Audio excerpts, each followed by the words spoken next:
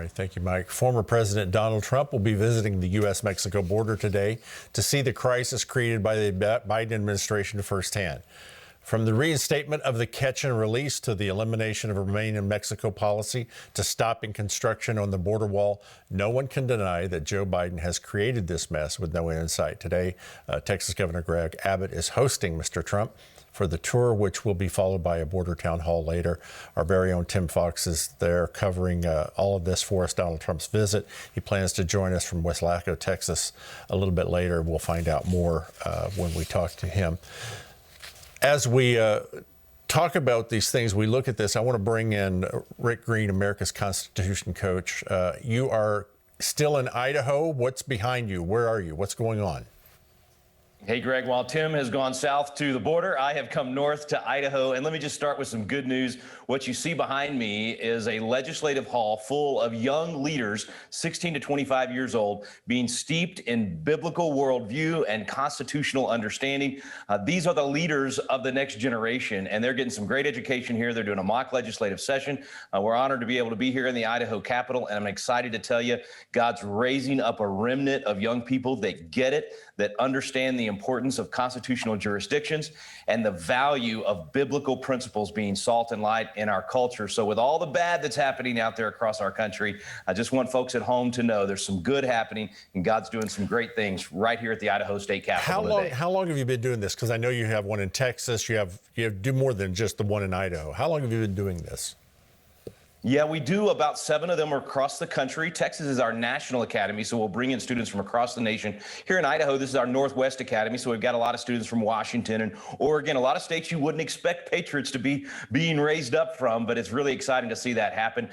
So we do them across the country in regional academies, and then once a year we bring them all to Texas. We like to think of that as the Mecca of freedom, so we want all these young conservatives to come to Texas for a week. And I tell you, man, every time I do one of these, it is so encouraging. What they're doing right now is they're debating the major issues of the day. They're learning the process. They're learning how to be effective in the process, but also how to understand why the principles of liberty produce good results and the principles of socialism produce really bad results. Really need to watch them go through that process in a real legislative session. That's wonderful. Future mayors and senators and congressmen, who knows, maybe Madam President is in there right now. Real quickly, I want to make sure that there's no offensive statues there in the Idaho State House for these children. Your thoughts on what we heard?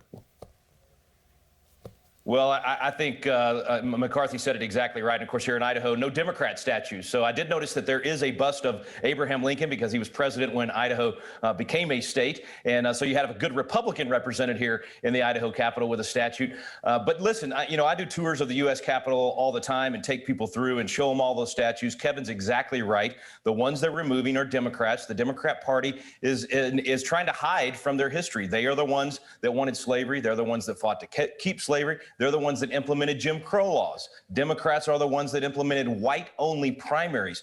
The Democrat Party history is a history of racism. Today, they're still the racist party. They've just switched it. They're still trying to divide us based on the color of our skin instead of uniting us and judging each other based on the content of our character. MLK's vision is what we need to bring back. And frankly, this is probably a good move to remove those Democrat statues and get back to a nation that's united based on the content of our character and based on those timeless principles of liberty that we're teaching these kids this week. Right. It's not ancient history either. Senator Byrd from West Virginia was a Klan member at one time and was a contemporary of Joe Biden's.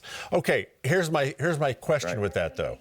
If you began to remove statues, who's to say they won't remove Muhlenberg's statue, who happens to be the guy who signed the Bill of Rights because he was a pastor?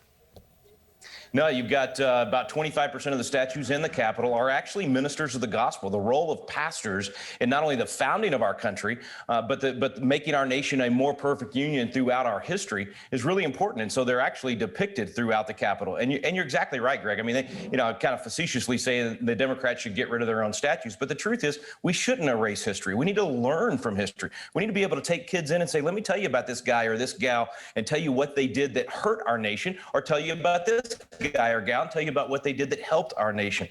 We cannot get rid of our history. We need to teach all of it, the good, the bad, and the ugly. And the American story is overall good because we're human. We've got bad in our history as well. But overall, it's the greatest story of any nation other than Israel in the history of the world. Right. Millions of people breaking into this country every single day on our southern border is proof that people want to be here. It's a good country. Rick, we'll check in with you in just a moment.